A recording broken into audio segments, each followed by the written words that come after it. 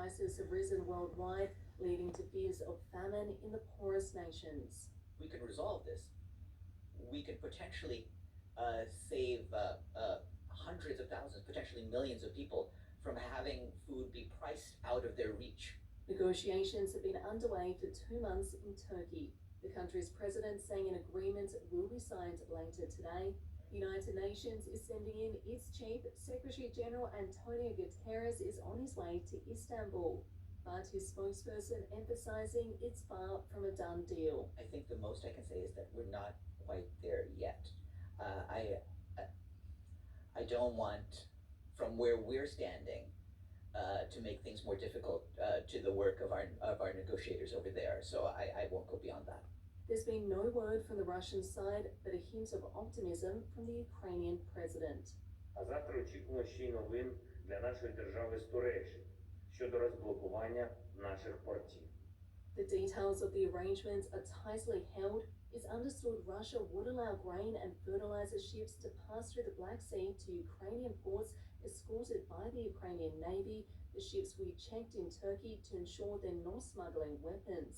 In return, Europe may ease some sanctions on Russia to facilitate its food and fertilizer exports. Bu konuda umutluyuz işin doğrusu.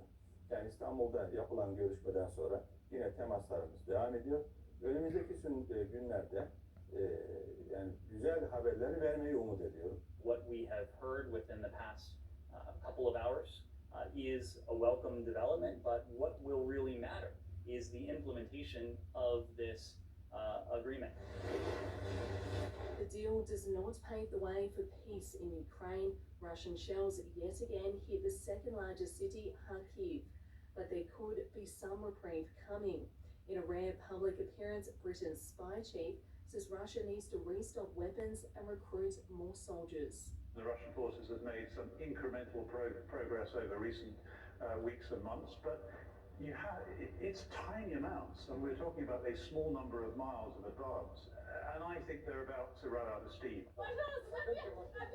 But with every inch of land gained or lost, the human toll continues to rise. Lucy Murray, SBS World News. Meanwhile, Russia has resumed pumping gas through its biggest pipeline to Europe after a 10-day outage.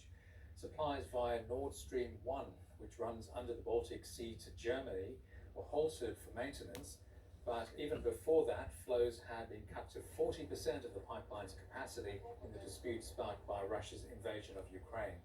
Flows are back to that same capacity level a day after Russian President Vladimir Putin warned that supplies could be cut further or even stop.